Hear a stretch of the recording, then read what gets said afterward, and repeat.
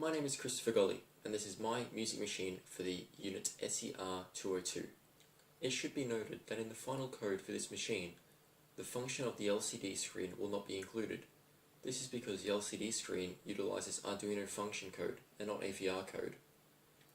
Because the LCD screen does not interfere with any of the other functions of this project, we will be using it for the sake of this demonstration. The power switch for the machine is located on the side. Upon flicking it on, you'll hear a startup tone. Now you are represented the instrument selection page. An additional feature is the dial. This is used to change the contrast of the screen to make it easy to see depending on your lighting circumstances. Here, the three buttons toggle on and off the three modules which play songs. We will start with having them all on. Here is a scrolling menu to select your track. Track 4 is a custom track which you can use to create your own songs.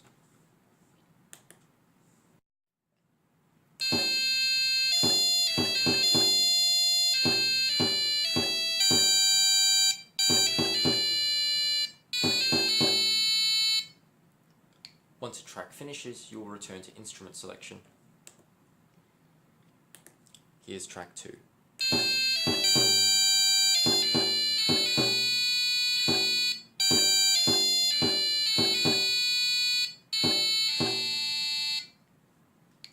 And finally, track 3.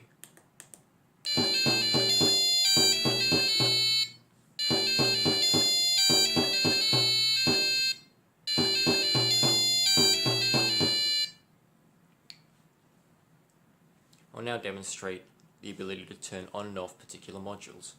First, we'll turn the drum off and play track 1.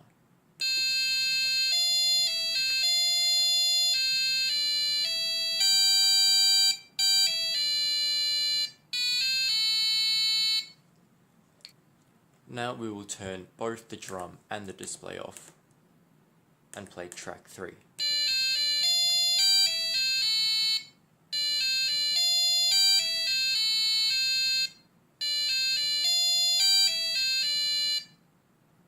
If you select the custom track, you'll be asked to play or create a track.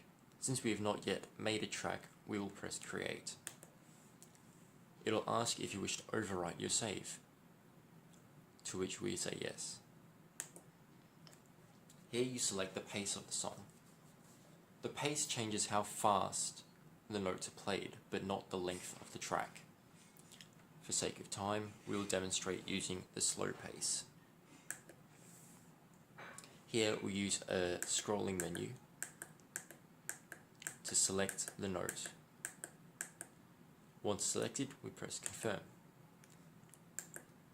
We repeat this for all the notes throughout the song.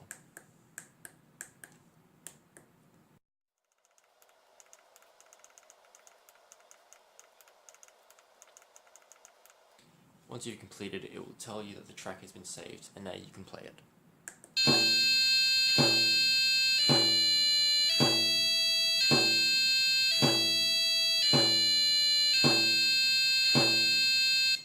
As with all the other tracks, the modules can be turned on and off for your created track.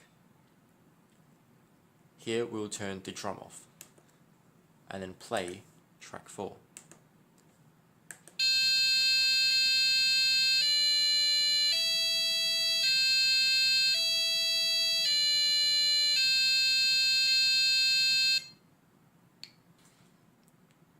The code for this machine is very long.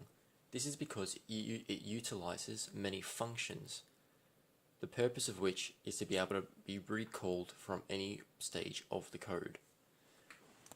This made the process of coding a lot easier, as it meant I could reuse the same sections of code multiple times.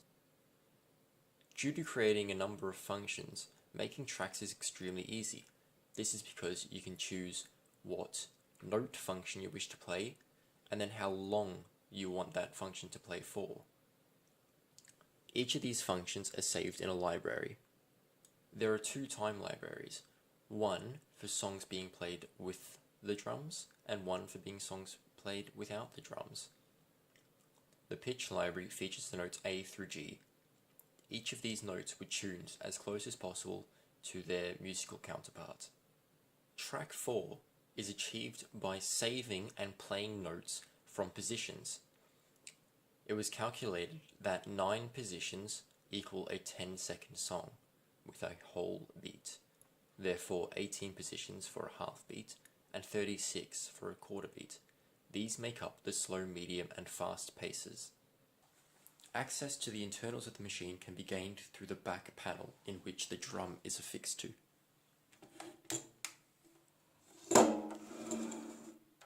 An Allen key is used to remove the screws.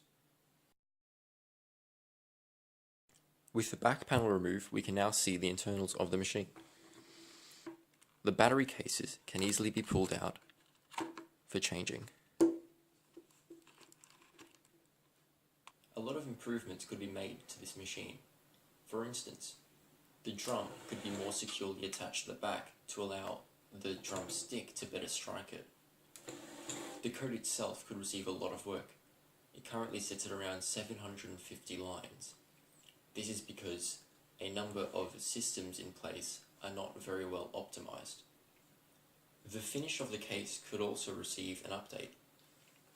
I spray painted the insides of these acrylic panels to give it a glossy look, but I soon realized that the internals of the machine would scratch that paint and leave marks. Lastly, with a more diverse pitch library, I could create vastly more diverse songs. This concludes the demonstration of my music machine.